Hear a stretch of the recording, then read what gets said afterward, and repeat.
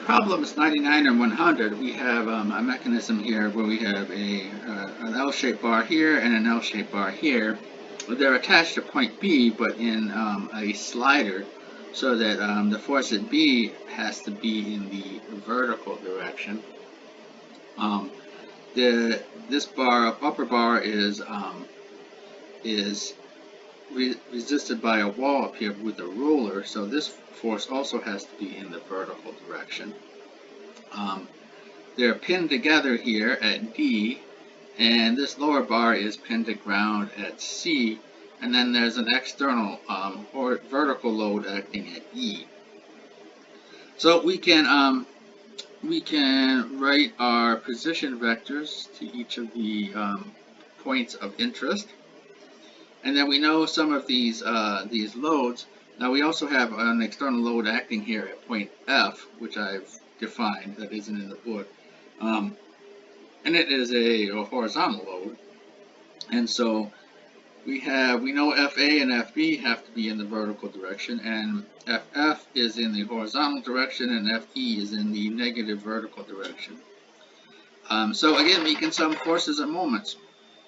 And I did that by looking at A, C, E, and F. So A, C, E, and F are the moments acting on the structure as a whole. So this would be summing the moments and the forces and moments on the entire body removed from the surroundings. And then I looked at BD, BDF, or ABFD, which is all the forces on this upper body. So I did a force and moment balance on this body here. So that gives us 6 equations, and we're going to have 6 unknowns. We're going to have 2 from the internal force at D, 2 from the external force at C, and 1 each from the external forces at F and B. So 6 equations, 6 unknowns. And I solved it kind of generally in terms of whatever P and Q are, because we're asked to change them in the second problem. So in the first case, we have the first case we have P is 90 and Q is 60. So we have the reaction force at B is 152 pounds.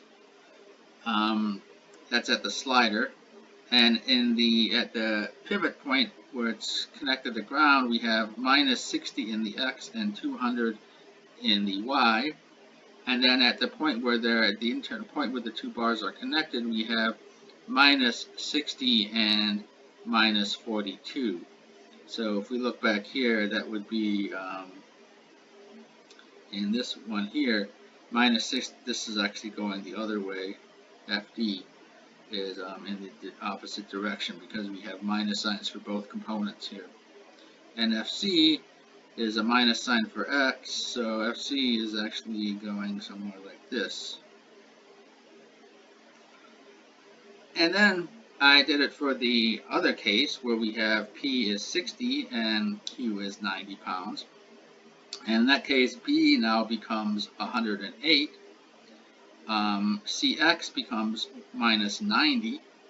CY becomes 150. DX becomes minus 90, and dy becomes minus 18. And again, none of the signs change, as probably we'd expect. There's not a ton of difference here.